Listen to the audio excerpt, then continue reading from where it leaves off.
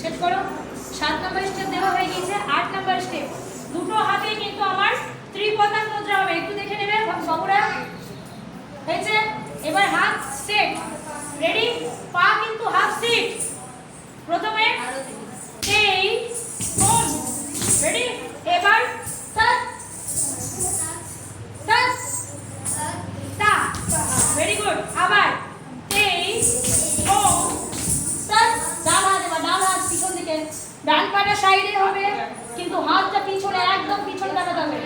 Touch touch টা, আবার এই ও টাচ টা, এই ও টা হা, রেডি।